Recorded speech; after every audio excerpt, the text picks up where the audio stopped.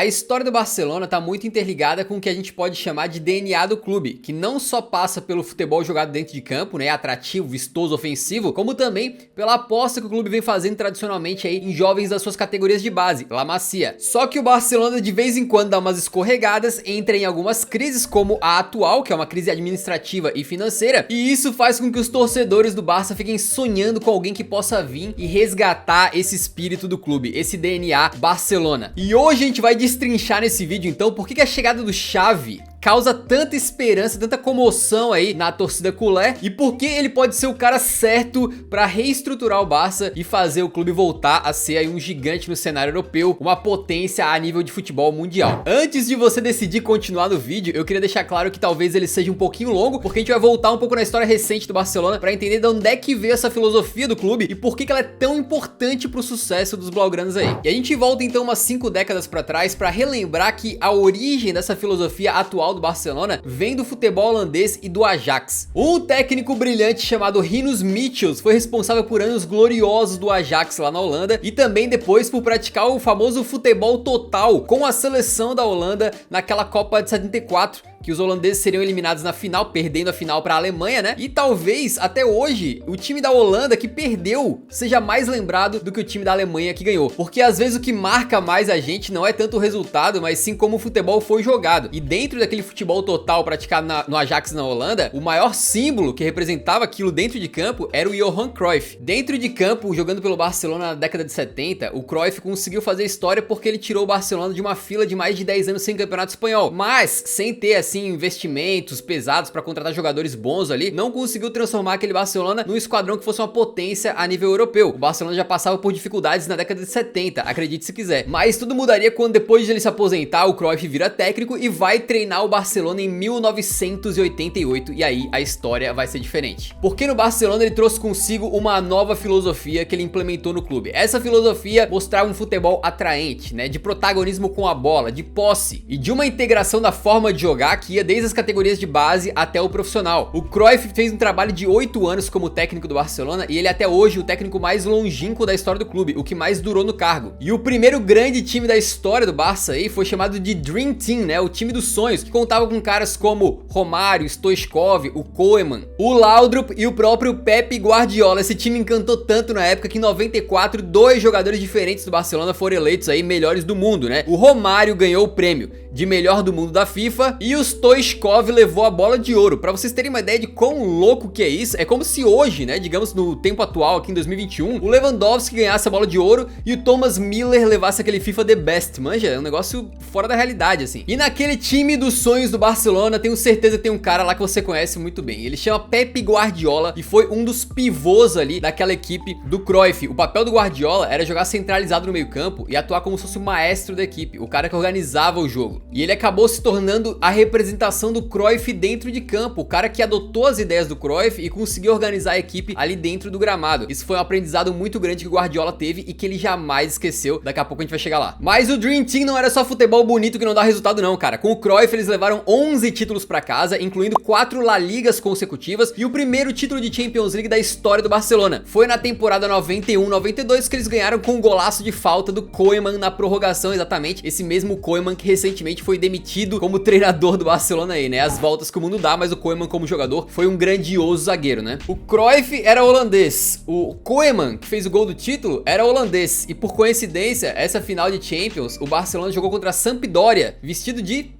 laranja, exatamente. Mas infelizmente a maior parte das coisas boas não duram pra sempre, então o trabalho do Cruyff acabou se encerrando em 1996, deixando pra trás não só uma pilha de 11 taças, mas também uma filosofia que acabaria permeando o clube pelas próximas décadas, né? Ele fundou a base do que o Barcelona é hoje. Nas palavras do próprio Pep Guardiola, Cruyff pintou a capela. Todos os outros treinadores do Barcelona meramente melhoraram ou restauraram ela. Com o fim da era Cruyff, em 96, o Barcelona voltaria a conquistar o Campeonato Espanhol nas temporadas 97-98 e 98-99. Justamente naquele ano de 99, o Rivaldo, que era o cracaço do time brasileiro, foi eleito o Bola de Ouro do ano, melhor jogador do mundo. E esse time aí contava com caras que já estavam um pouco mais experientes, né, como o Luiz Henrique, o Guardiola, e também contou com a estreia de um jovem talentoso das categorias de base do Barcelona chamado Xavi Hernández. Guardem esses 3 nomes. E curiosamente, nesse bicampeonato espanhol em 98 e 99, adivinha quem que era o técnico? Exatamente, o Louis van Gaal, que era holandês, né? Mais uma vez a Holanda aí estando engrenhada dentro da estrutura do DNA do Barça. Mas tinha um problema nesse trabalho do Louis van Gaal. Nacionalmente, ele conseguiu o bicampeonato, mas em termos internacionais, na Champions League, ele caiu 2 vezes seguidas na fase de grupos. Então acabou saindo no ano de 2000, rumo à seleção holandesa. O Van Gaal que voltaria ao Barcelona em 2002, mas nunca deveria ter voltado porque essa segunda passagem dele foi horrorosa. Ele acabou saindo mais uma vez com menos de 1 ano de trabalho. E esse início do século 21, ali comecinho dos anos 2000, foi um pouco complicado pro Barcelona, porque tinha ganhado pela última vez a La Liga em 99 e viu 3 times aí basicamente tomarem o comando da competição, né? Que era o Valência, o Deportivo La Coruña e o próprio rival do Barcelona, o Real Madrid. Aliás, o Barça teve que ver não só esses times sendo campeões espanhóis, como o Real Madrid levar 3 Champions Leagues pra casa entre os anos de 98 e 2002. Não foi uma época muito fácil pro torcedor culé, foram anos difíceis. E como é que o time poderia voltar a ganhar? Voltar a ter protagonismo aí, né, cara? Obviamente resgatando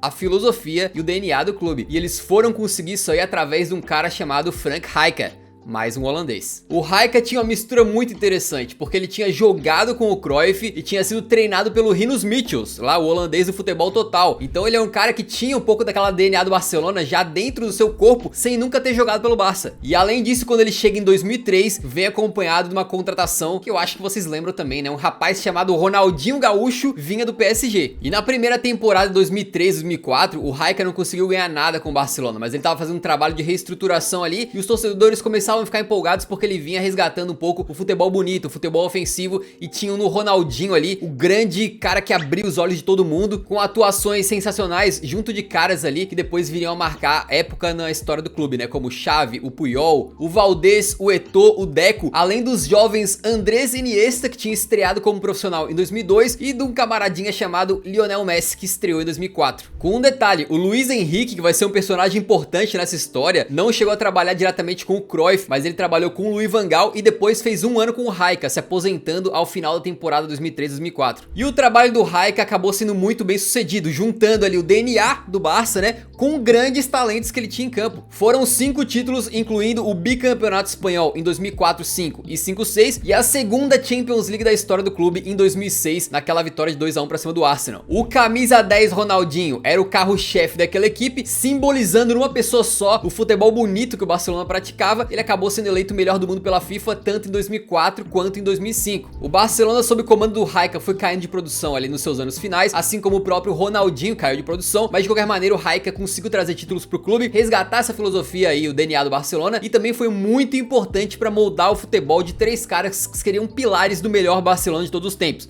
Xavi, Messi e Iniesta. E aí em 2008, quando sai o Rijkaard, começa uma nova era. Chega Pep Guardiola. Lembra que a filosofia do Cruyff passava pelos jogadores jogarem o mesmo futebol nas categorias de base que seria jogado no profissional? Pois é, quem treinava o Barcelona B 1 ano antes era o Pep Guardiola. Ele acabou recebendo essa chance de treinar os profissionais antes do que esperava, e ele talvez tenha sido a escolha perfeita, porque não só era um cara que tinha sido criado no Barcelona, como treinava o Barcelona B e ainda por cima foi um dos pilares daquele Dream Team, daquele time dos sonhos comandado pelo Cruyff. O Barcelona não pegou um time totalmente destruído pra construir do zero, não, já tinha uma base ali preparada, inclusive com o Xavi, o Iniesta e o Messi já jogando muito bem. O Messi tinha sido 2 vezes aí segundo lugar no prêmio de melhor do mundo, e o Barça ainda tinha craques consolidados como o Eto'o e o Henry, né? Então mesmo com a saída do Ronaldinho, que ele quis ir pro Milan, né, lá em 2008, o Pep Guardiola ainda assim herdou ali uma base sólida, né? Bons jogadores que vinham daquele time do Rijkaard. Só que tem treinador que ganha uma herança positiva, né? Um time já meio arrumadinho e acaba fazendo cagada, né? A gente já viu isso aí várias vezes, mas com o Pep Guardiola, o seu início como técnico não poderia ter sido melhor. A temporada 2008-2009, ele acabou ganhando todos os títulos que poderia, incluindo a 3ª Champions da história do Barcelona, transformando o clube no primeiro de toda a história do futebol mundial a conseguir o sextete, né? Conseguiu conquistar os 6 títulos disponíveis que tinha pra ganhar em 2009. Esse feito só se repetiu uma vez em toda a história, em 2020, quando o Bayern de Munique do Hansi Flick acabou também ganhando 6 títulos. Guardiola montou um time ao redor de jogadores que eram cria das categorias de base do Barça. Vieram de La Masia, Valdés, o Xavi, o Puyol, o Messi, o Iniesta, o Busquets e o Piqué.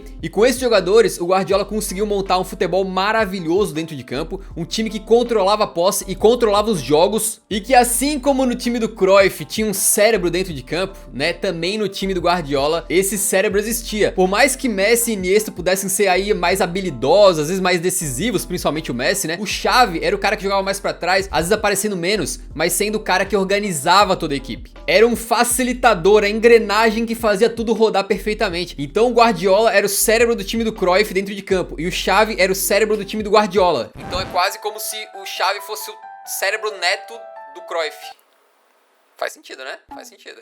O Xavi já era um bom jogador antes do Guardiola chegar no Barcelona como técnico, mas depois do Guardiola, ele se transformou num dos melhores jogadores do mundo, né? Um cara considerado assim de um nível de elite. Um dos principais pontos daquele time que assombrou o mundo inteiro e passou a ser sinônimo de futebol bem jogado, né? Quantas vezes você já não ouviu alguém fazer uma comparação com aquele time, né? Tipo, tu vê um baita de um time jogando futebol fino assim, lindo, chega e fala: parece o Barcelona do Pep Guardiola, hein? eu pelo menos uso isso até hoje todo dia, velho. Além disso, em 2011, depois de ter vencido a Champions em 2009, o Barça volta a vencê-la, terminando aquela temporada também com o tricampeonato consecutivo do Campeonato Espanhol. O time do Guardiola se consagrava então como o melhor Barcelona de todos os tempos. Só que tudo que é bom chega ao fim. Em 2011, 2012, foi a última temporada do Pep por lá e ele acabou indo embora. Com 14 títulos conquistados, mas o que ele fez no Barcelona nunca vai ser esquecido, né? Também tem uma coisa pra ressaltar que é bem interessante, que em 2010 o Barça botou 3 jogadores seus nas 3 primeiras posições da Bola de Ouro, beleza? O Messi levou, o Iniesta ficou em segundo e o Xavi em terceiro, um fato que só se repetiu outras 2 vezes na história, em 88 e em 89, naquele Milan dos holandeses. E no ano de 2012, o último em que o Guardiola esteve por lá como treinador, o Lionel Messi se tornou o primeiro e único jogador na história do planeta a conseguir ganhar 4 bolas de ouro consecutivas. E também em 2012, o Iniesta acabou sendo eleito aí o jogador do ano pela UEFA. E desde a saída do Guardiola, então, o Barcelona passaria por altos e baixos, beleza? Na primeira temporada sem ele, em 2012, 2013, conseguiria levar o Campeonato Espanhol, porém, seria destruído na Champions League pelo Bayern de Munique do Jupp Heynckes, que meteu 7-0 no agregado no Barça, né? E na temporada seguinte, 2013-14, eles começam com uma ótima notícia, a contratação do Neymar, um dos jovens mais promissores do mundo naquela época, porém a temporada acabou com eles perdendo o título do Campeonato Espanhol para o Atlético de Madrid, perdendo a final da Copa do Rei para o Real Madrid e ainda vendo o Real ser campeão da Champions League. E quando o Barcelona passa por uma crise, passa por um período de dificuldade, o que é que resgata o clube, cara? É o DNA,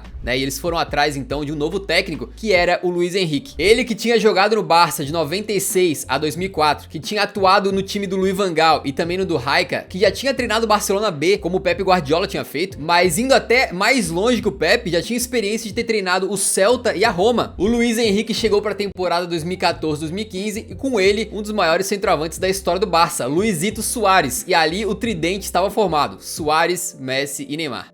Não tinha como dar errado, né, senhoras e senhores? Em 2015, sob comando do Luis Henrique, o Barcelona volta a jogar um futebol bonito, ele volta a ter controle da bola, mas um time bastante agressivo, bastante ofensivo, com o trio que viria a ser chamado de trio MSN, certamente você conhece. Eles acabaram ganhando a Champions League então em 2015, ano que terminaria feliz pro torcedor culé, mas também triste, porque o Xavi, uma das principais peças daquele time, tava com 35 anos e resolveu dar adeus aí ao Barça. Ele já não era mais o mesmo, né, com a idade um pouco avançada, já não conseguia entregar fisicamente o que era necessário pra ser titular sempre, então virou meio que um reserva de luxo, né? Muitas vezes o Rakitic jogava como titular no lugar dele, e o Barcelona ofereceu uma renovação de contrato pro Xavi, mas o Xavi não quis, né? E preferiu sair e jogar no Qatar. Ele soube muito bem a hora de sair, certo? Ele poderia ficar no clube e aí gerar um problema, que é aquele cara que é um ídolo absoluto, então os torcedores querem ver em campo, ele tem muita moral pra jogar, porém não tá conseguindo entregar mais o que é necessário pra ser titular ou ainda participar como reserva. Ele soube reconhecer que tava na hora de dar espaço pros outros, né? E foi embora. Uma atitude aí que parece que foi pensando no clube, né? E que tem todo respeito até hoje da torcida do Barcelona, porque o Xavi soube o momento de dizer adeus, até porque tava saindo com o título de Champions League nas costas, né? Mas uma coisa todo mundo sabia: o Xavi tava saindo, não era pra sempre. Era um até logo, ele voltaria um dia. Apesar do Luis Henrique ter conseguido outros títulos com o Barcelona até sua saída em 2017, eles nunca mais conseguiram ganhar a Champions League, né? E depois da saída dele, o Barcelona nunca mais seria o mesmo, ali se distanciando daquele futebol pelo qual o clube ficou reconhecido, se distanciando e rejeitando a sua filosofia e o seu próprio DNA. Um clube que antes era conhecido por apostar em jovens talentos da base, passou a torrar dinheiro em contratações que não davam certo. Um clube que era exemplo de gestão, modelo no futebol mundial, passou a ter o pior presidente do futebol europeu, talvez do mundo. Um clube que antes era sinônimo de beleza, de futebol pra frente, de vitórias, passou a jogar um futebol tedioso, que dava sono, e foi sumariamente destruído e humilhado na Champions League ano após ano. Como aconteceu essa derrocada do Barça, você pode ver no vídeo que tá passando no card aí, que a gente fez bem completão, contando todos os detalhes de como que o Barça conseguiu cair num abismo tão grande, a ponto de não ter dinheiro pra pagar o maior jogador da sua história e ter que deixar o cara sair de graça. Sem Lionel Messi, o time tá cada vez mais distante das conquistas. Na temporada que eu estou gravando esse vídeo, o Barcelona tá completamente destruído financeiramente e é uma nova realidade então pro clube. Só que sempre que o Barcelona passa por uma crise, o que salva? É o maldito DNA, né, mano? A palavra do momento, a filosofia, o DNA, o sangue culé, velho. Xavi Hernández é o nome que a diretoria foi atrás para recuperar o futebol ofensivo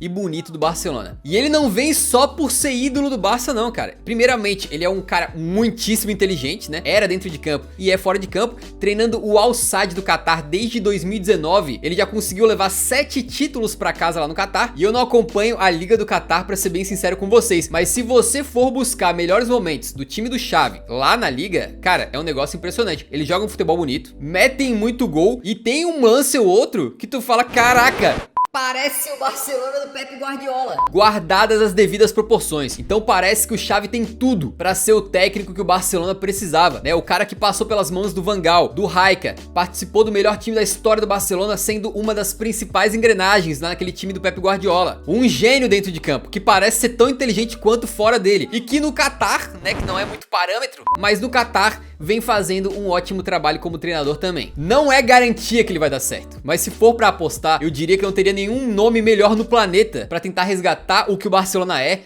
do que Xavi Hernández. E ele já recebeu uma aprovação de um nome peso pesado aí, velho. Guardiola mais uma vez, abre aspas. Xavi está pronto para aceitar o trabalho, eu não tenho dúvidas. Ele sabe de futebol, tem paixão e já tem mais experiência do que eu tinha quando assumi o cargo do Barcelona. E o mais curioso é que o Barça estar destruído financeiramente pode acabar sendo bom. Por quê? Porque o clube está sendo obrigado a voltar a apostar em jovens da base. Sem dinheiro para contratar, saem aquelas transferências de grandes valores como Griezmann, Dembélé e Coutinho, e começam a surgir nomes como Ansu Fati, o Nico, o Gavi, alguns nomes que há pouco tempo atrás ninguém conhecia e que hoje já vão se tornando ali peças essenciais do Barcelona, assim como outros jovens como Pedri, por exemplo. O Xavi vai ter na sua mão alguns jovens extremamente talentosos, vai contar com o apoio praticamente irrestrito dos torcedores que amam ele e com certeza vão dar ao cara o tempo que ele necessita para trabalhar. O Xavi tem talvez mais do que nenhum outro jogador no futebol mundial o DNA do Barcelona correndo no seu sangue. E além de tudo, começou bem na carreira como treinador. Se vai dar certo, só o tempo dirá, mas eu apostaria que sim, cara. Eu apostaria que é Xavi Hernández neles. Mas me diz você, depois de todo esse background dessa história que a gente contou pra defender o ponto de que o Xavi pode dar muito certo no Barça, você acha que ele vai dar certo? Acha que ele vai flopar? Há um tempo atrás eu defendi a ideia de que o Xavi certamente daria certo e que era o melhor nome pro Barcelona, mas não agora, porque o Barça tá muito, né, meio zoadão, tá em crise, tá sem dinheiro e tal. Eu achava que talvez ele fosse querer ir pro Barcelona como técnico depois da Copa de 2022, até porque ele é embaixador da Copa, trabalha no Qatar e tal, mas parece que o cara quer ir agora. Vai dar certo ou não, mano? Deixa nos comentários e também antes de sair do vídeo, por favor, deixa o like que ajuda muito a divulgar o vídeo e o canal pra mais gente. Também manda o vídeo, cara, compartilha o vídeo com algum amigo seu que torce pro Barcelona, que acompanha o futebol europeu, quem sabe o cara não curte também o conteúdo, beleza? Muito obrigado, então, tamo junto, nos vemos no próximo, um grande abraço, falou!